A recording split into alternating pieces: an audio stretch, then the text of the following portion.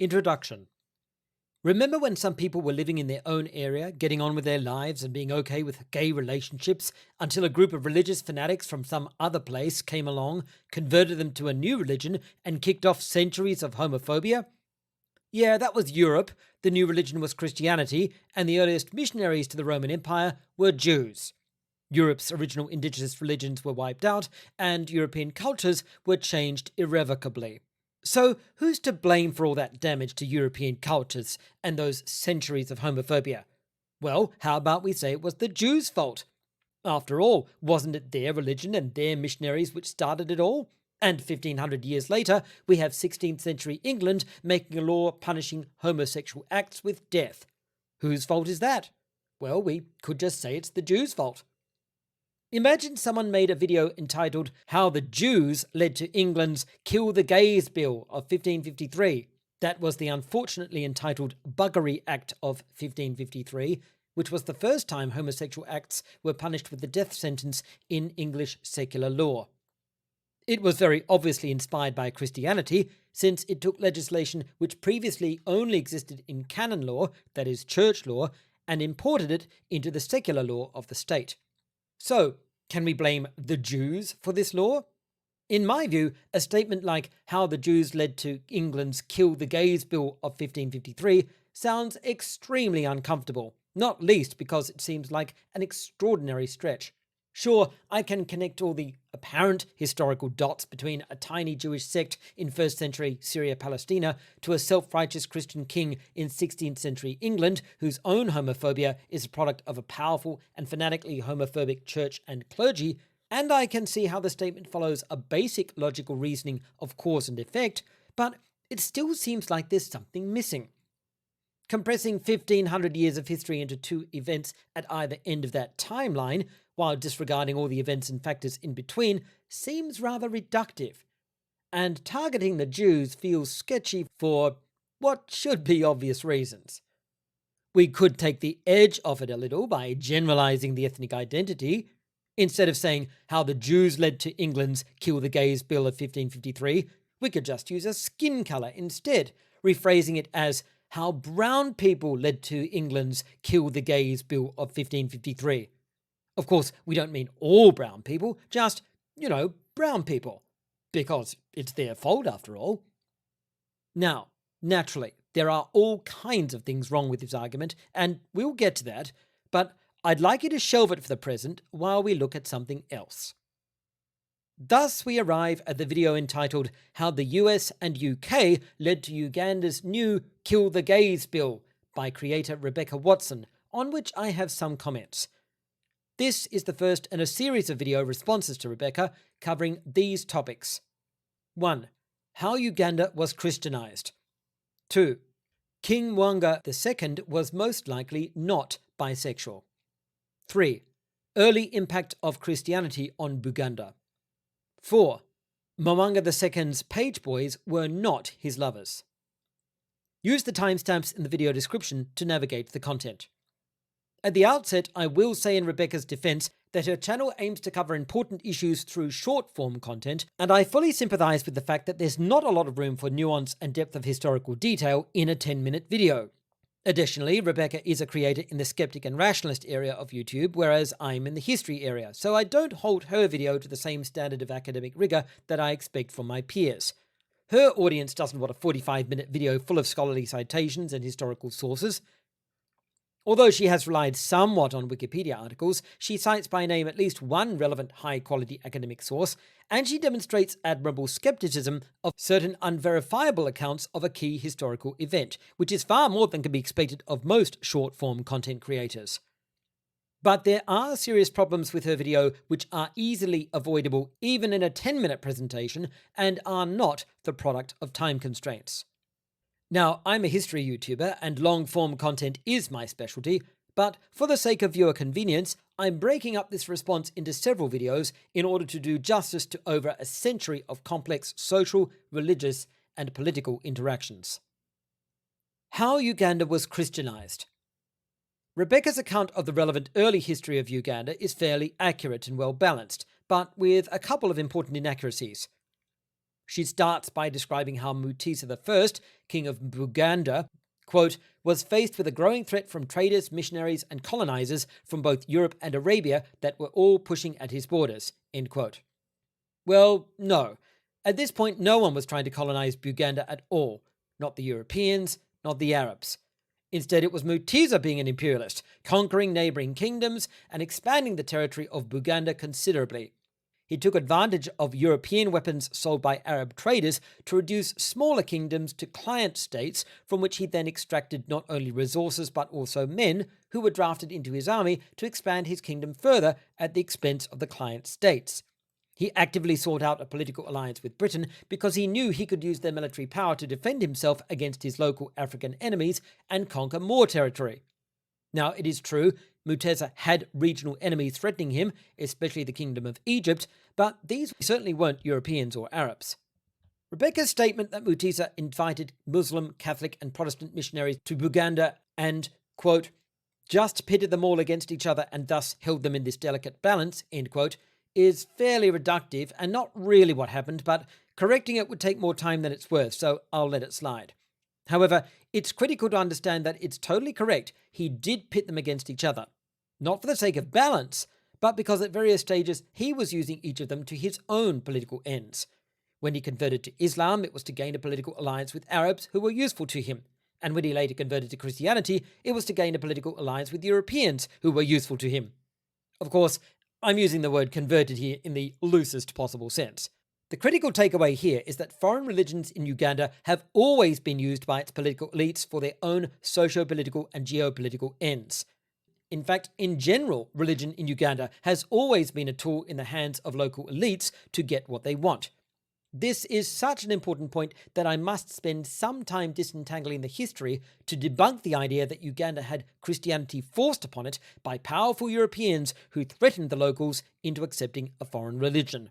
Most people have probably skipped ahead to the more spicy section anyway, but for those who are still listening, please be patient as I explain the complicated early history of Christianity in Uganda. I'll try and be brief. The first European Christian missionaries didn't arrive in Buganda until 1877. As Rebecca notes, they were actually invited specifically by King Mutesa, and Christianity only gained popularity in Buganda due to the powerful influence of Mutesa himself, who encouraged his people to accept it. Mutesa knew exactly what Christian missionaries were good for, forging political and military alliances with European nations. He invited them specifically in order to gain favour with Britain, whose military resources he could then use to help defend himself against the regional threats of Egypt and the nearby kingdom of Bunyoro. In fact, no sooner were British Protestant missionaries in Buganda than Mutesa was asking them for weapons, revealing very clearly exactly what he wanted them in the country for. However, shortly afterwards, Mutesa turned to Catholic missionaries, attending their religious instruction classes and requesting they help him approach France with the aim of making Buganda a French protectorate. He wasn't particularly concerned about foreign religions, but he was very concerned about the political and military benefits they could bring. Mutesa also ensured the missionaries were kept well in check, ensuring they served his own purposes and did not gain any political power or influence themselves. They always remained under his strict control, and their preaching campaigns were subject to his restraints, and he ensured their teachings and practices stayed well within the boundaries of traditional Bugandan culture and religion.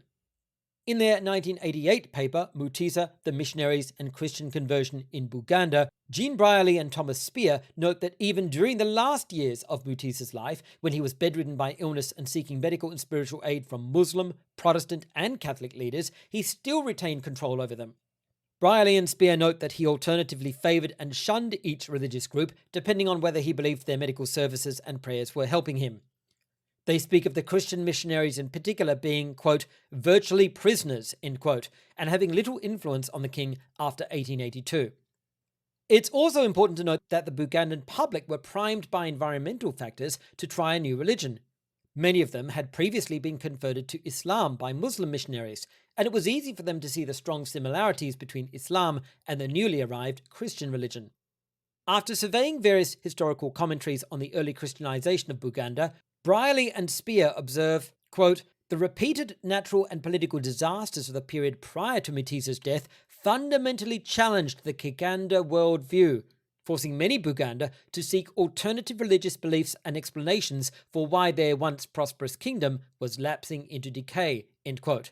They also note, quote, the ideological crisis focused on Kiganda ideas concerning healing as well as on perceptions of how the missionaries could help them, end quote. They also observed that Bugandans saw similarities between certain practices of Kiganda, the traditional Bugandan folk spirituality and religious beliefs, and the practices of Islam and Christianity, which they concluded could provide additional spiritual power and protection. Verses from the Quran and Christian religious items were worn to defend against evil spirits and the magical attacks of Kiganda. Brierley and Spear cite a range of ways in which Bugandans incorporated both Islam and Christianity into their daily lives on the basis of their perceived benefits, especially the medical treatments of the Christian missionaries, which were not only similar to Ugandan practices, but were seen as particularly effective, commenting, quote, religious interest was directly and causally related to medical problems, end quote. Thus, they observe, Bugandans, quote, selected from the moral, spiritual, and material array offered by the foreigners those items which were commensurate with their own values in order to attempt to explain and control the situations in which they found themselves, end quote.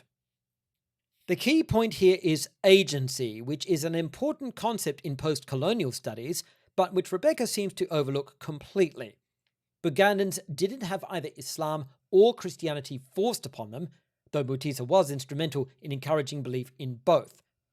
Bugandans overwhelmingly converted to these foreign religions due to their perceived practical and spiritual benefits. This isn't unprecedented.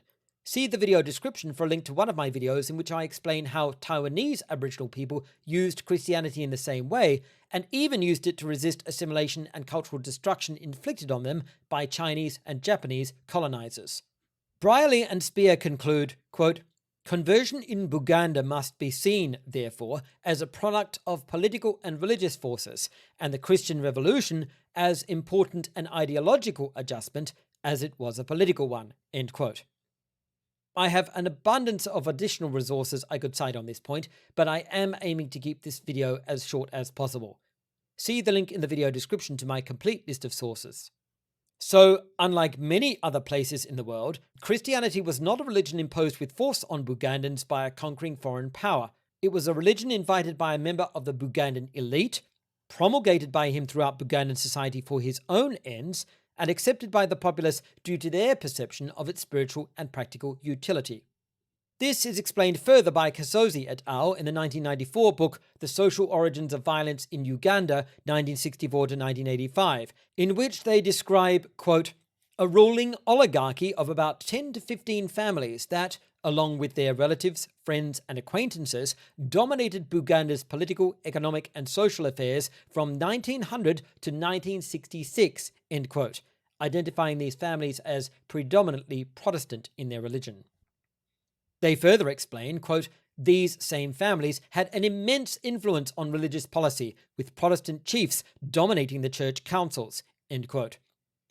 This influence was extremely far-reaching and was a dominant religious and political force in Uganda throughout most of the 20th century.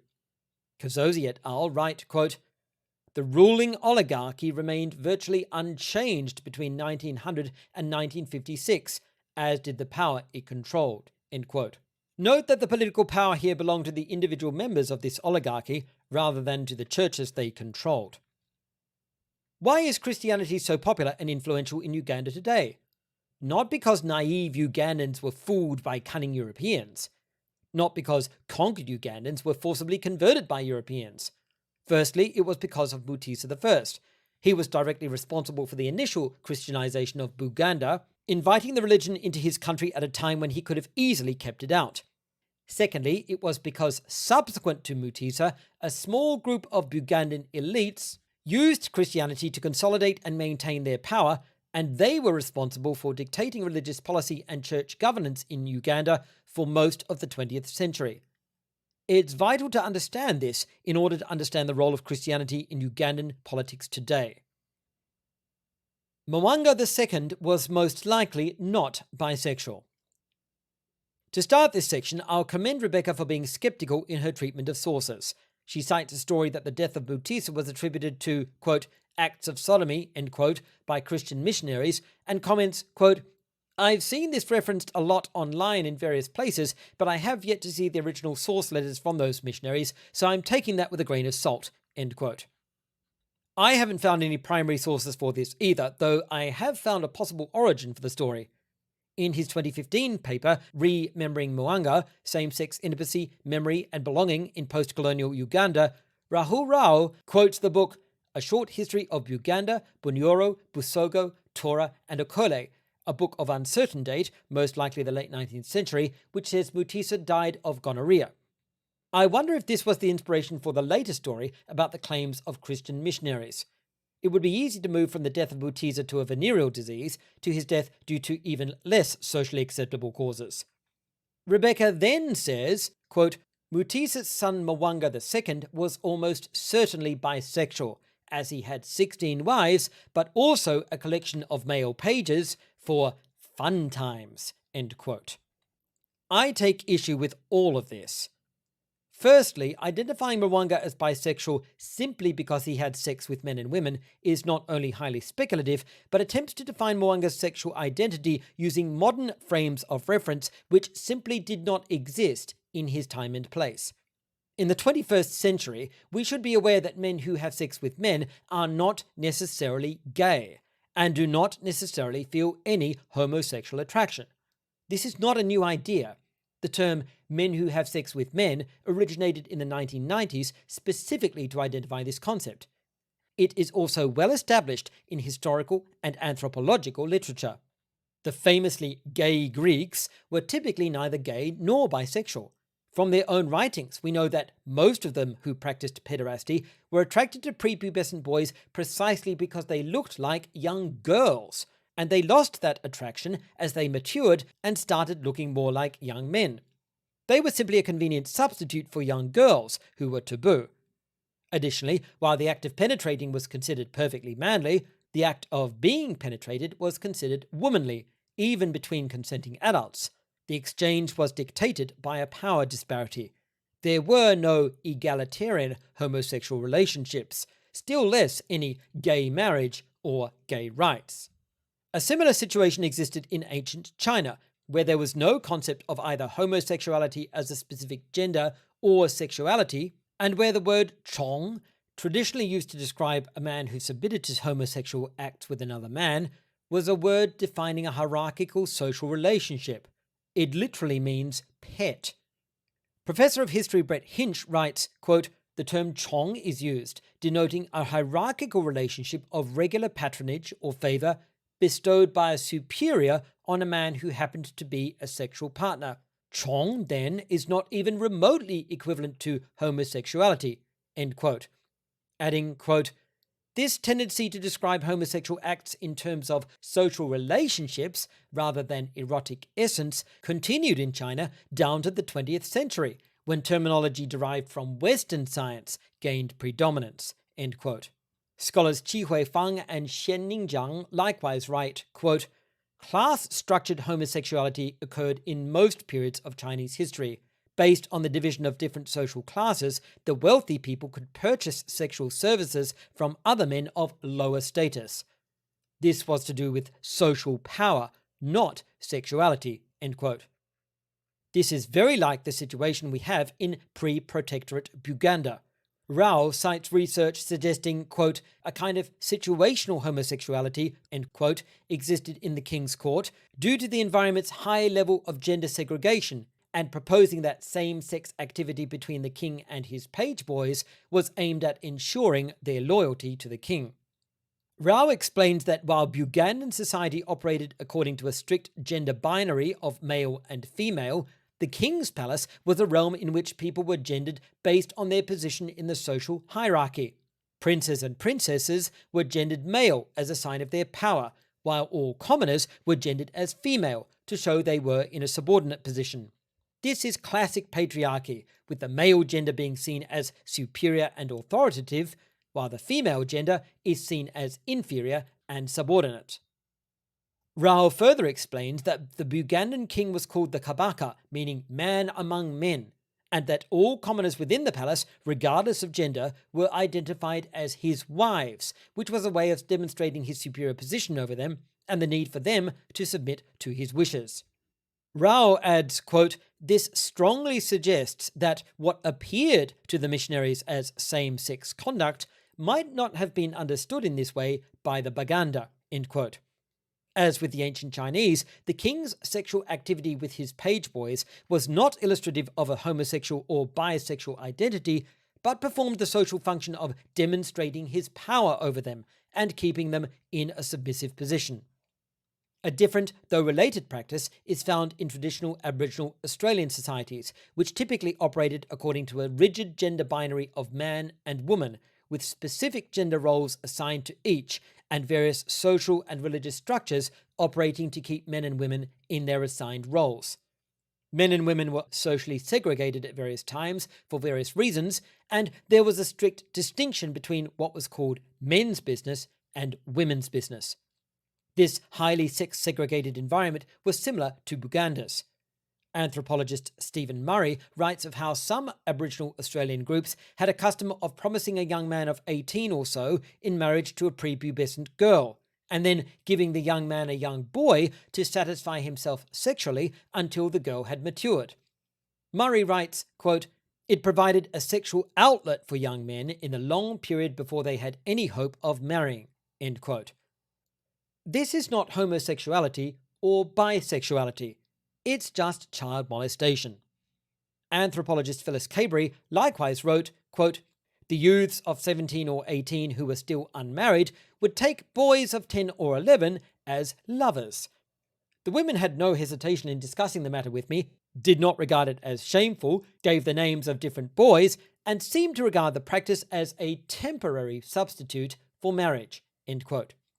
Her choice of words here is very inappropriate because a child of 10 or 11 is not the lover of a youth of 17 or 18. Again, this is not homosexuality or bisexuality. It's just child molestation. The child is being used expressly for the sexual relief of a very heterosexual male. It's extremely unfortunate that Rebecca uses the same kind of language, saying that Mwanga had, quote, "a collection of male pages for fun times," end quote, obscures the fact that these fun times consisted of molesting young boys and raping men. These are not activities which should be described as fun times. Zambian scholar Kapaya Kayoma observes that, quote, "the Anglo-American model of sexuality misleads the study of same-sex sexualities in non-Western societies," end quote, adding, quote, "Yet in Africa, the Western prism is the perspective through which sexual politics are mostly analysed," end quote. And that's what Rebecca is doing, using this Western prism to interpret African sexualities. Kayoma argues, quote, "aside from misrepresenting African sexual expressions and identities, this prism feeds into the myth that homosexuality is foreign," end quote. Consequently, anthropologist Christian Cheney writes, quote, "whatever transpired, Mwanga would not likely have identified himself as homosexual, as this was still an emergent social identity at the time, even in Europe," end quote. She sheds important light on traditional African treatment of sexuality, adding, quote, "there seems to be considerable distancing in African imaginations between situational homosexual acts, which are indeed part of the African social landscape, and homosexuality as an identity or lifestyle," end quote. For traditional Ugandans, therefore, the idea of a man being homosexual just because he has sex with men, or bisexual just because he has sex with men and women, is bizarre. Sexual acts are not a reliable indicator of either sexual identity or gender. Rebecca cites scholar John Blevins' work on Mwanga, so I know she has read it. In his paper, Blevins gives the number of executed page boys as 45, rather than the 30 Rebecca cites, which she may have found in Wikipedia.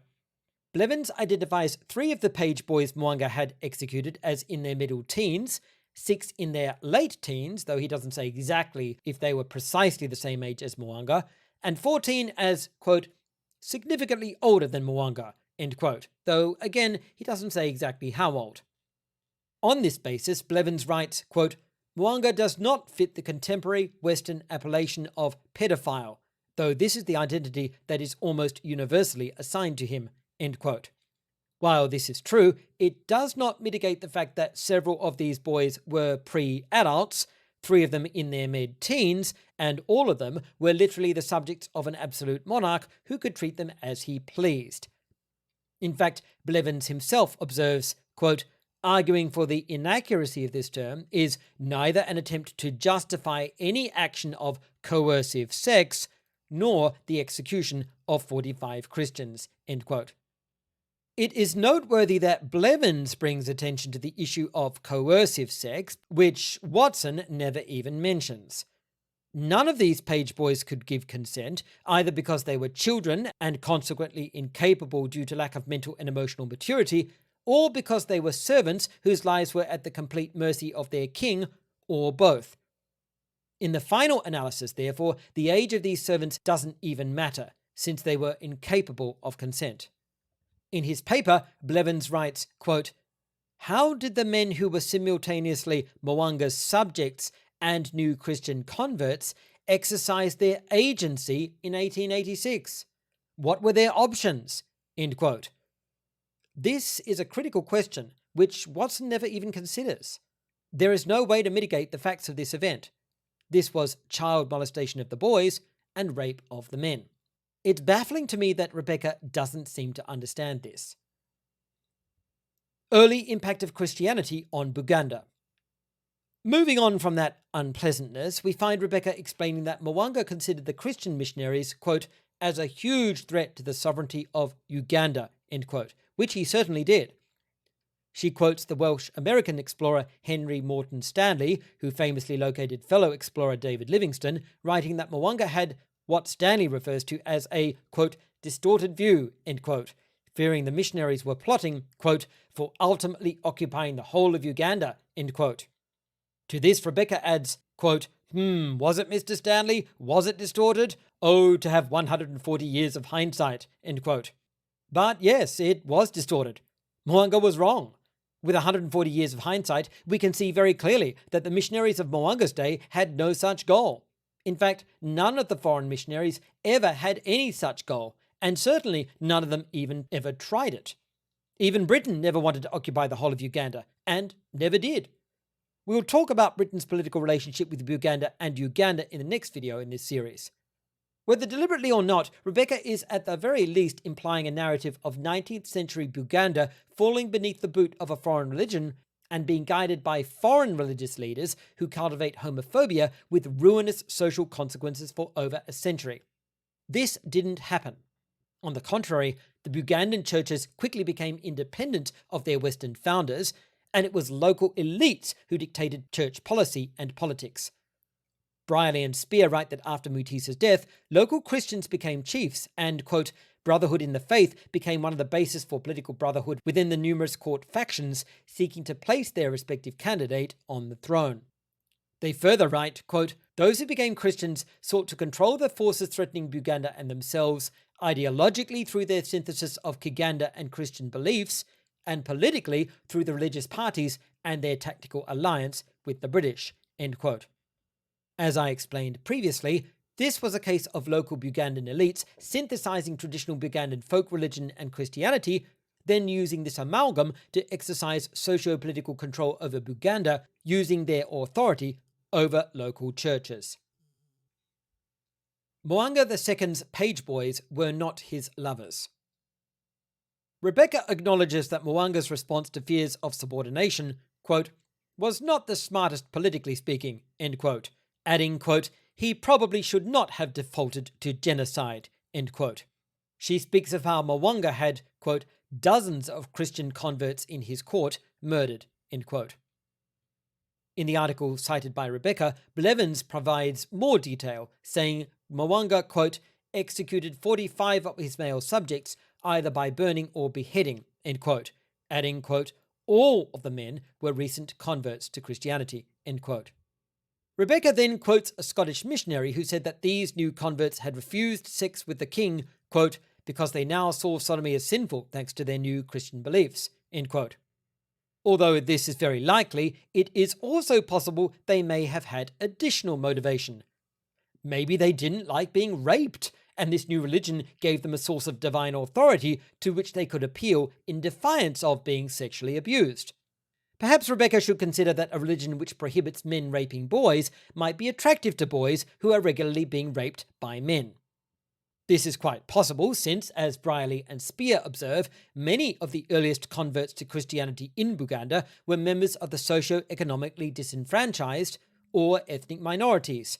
Consequently, quote, they were thus not only exposed to the insecure world of the page, but were also at risk of being sacrificed in one of the periodic kiwendosin, which the majority of those sacrificed were foreigners or slaves, end quote. The Kiwendo was an event at which the Bugandan king ritually executed large groups of people as a demonstration of his power. This was sometimes done in times of crisis, such as when the king was ill, in an effort to appease supernatural beings, or when the king felt his authority was threatened, or simply when the king wished to remind his people that he owned them. It shouldn't be much of a surprise that people who were among the most marginalized and vulnerable in society, including foreigners, slaves, and people whose bodies were literally the property of the king, would consider a change of religion to one which discouraged their abuse. Certainly, the traditional Bugandan religion and culture was doing absolutely nothing for them except keeping them in a miserable and highly precarious existence. It's worth noting that this mirrors the conversion patterns of the earliest Christians, who were originally found in the lowest socio-economic strata of the Roman Empire. In fact, pagan commentators mocked the Christians precisely because they preached to and welcomed people considered the dregs of society. Rebecca acknowledges that the historical narrative that Mwanga killed those page boys who refused to have sex with him as a consequence of their conversion to Christianity is most likely true, citing Blevin as a source. However, she adds that Blevin also found, in Rebecca's words, quote, the killings were more complicated than just jilted lovers quarrelling, end quote. Again, this is incredibly bad wording. This is not a matter of jilted lovers quarrelling. This is not a matter of lovers at all. It's a matter of men and boys being raped and then being murdered when they refuse to be raped. I fully appreciate how the account has been weaponized for a homophobic agenda, but the facts can't be changed. Additionally, reading this event in its original socio-historical context enables us to understand it as a form of cultural power play, which wasn't about sexual identity or gender at all, rather than imposing modern gender categories on the situation and consequently interpreting it as a rogue bisexual who murdered a couple of dozen people in a sulk when they refused to have sex with him. The former isn't remotely useful to a homophobic agenda because it isn't about homosexuality, while the latter simply reinforces harmful stereotypes of gay people and bisexuals as perverted child rapists. Conclusion. There's a whole conversation to be had about the racial essentialization of religion and the way people think Christianity is a white people's religion and Islam is a non-white people's religion, and the idea that people shouldn't convert to a religion which supposedly doesn't match their skin color, but that will have to wait. To return to the question I raised at the start of this video, can we blame the Jews for England's Buggery Act of 1553? If not, why not? I don't know what Rebecca would say, but I would say it's a non sequitur, because there's a host of additional contributing factors in between the 1st century conversion of non-Jews in the Roman Empire and the establishment of that 16th century law in England, and most of those contributing factors were far more influential than the initial conversion of non-Jews by those 1st century Jewish missionaries. Now, having said that, we should nevertheless recognize that the influence of early Jewish missionaries on the Roman Empire is a highly imperfect analogy for Uganda's situation, which was very different in important ways. Firstly, modern Uganda had homophobic legislation imposed on it by a foreign power after it became a British protectorate in 1894. Something which the 1st century Jewish missionaries and even the early non-Jewish Christian missionaries of the 1st to the 3rd centuries didn't do and simply couldn't do to the Roman Empire and its territories. Secondly, in the case of the 2023 Ugandan law cited by Rebecca, there were foreign influences involved which were directly proximate to and influential on the making of the law itself. Specifically, US evangelical groups encouraging homophobia in Uganda just before the law was enacted. This isn't remotely analogous to the English law in 1553. It's not like a noisy group of French Catholics sailed over to England and picketed King Henry VIII's palace, urging him to execute gay people. This certainly sounds like Rebecca has a good case. So, where do we go from here? Well, we go to the next videos in this series, in which we'll discover a number of interesting facts. We will see how, during the 68 years that Uganda was a British protectorate, the one law punishing homosexual acts gradually became less harsh, more lenient, and less strictly applied due to the influence of increasingly socially progressive British law. Whereas in the 30 years after Uganda became independent, homophobic laws have not only multiplied, but also become increasingly strict and more harsh. We will find that a post-colonial spirit which emerged in Uganda during the early years of its independence was weaponized by local Ugandan elites for purposes of socio-political control, with one result being that the view that homosexuality is an un-African foreign import was found in Ugandan parliamentary debates as early as the 1960s. We will find that during the 96 years from when Uganda became a British protectorate up to the end of the 1980s, the Christian churches were not influential in creating any homophobic legislation and were in fact almost wiped out by the purges of Uganda's dictatorial leader Idi Amin, who killed tens of thousands of Christians during the 1970s. We will find that since the 1990s, Ugandan churches have been trying to influence churches in the UK and US with the aim of making them more homophobic. We'll find that since 2005, Nigerian and Ugandan churches have been starting homophobic churches in the US, or taking over US churches, breaking them away from their local church organizations and bringing them under the authority of the homophobic Nigerian or Ugandan church alliances. We'll find that homophobic US evangelical churches didn't start having a social or legal influence in Uganda until 2009, and that to date, their legal influence has been negligible. All this will take some time, so I'm guessing this series will probably end up being 3 videos long. I hope you found this first video interesting and that you'll follow this series to its conclusion.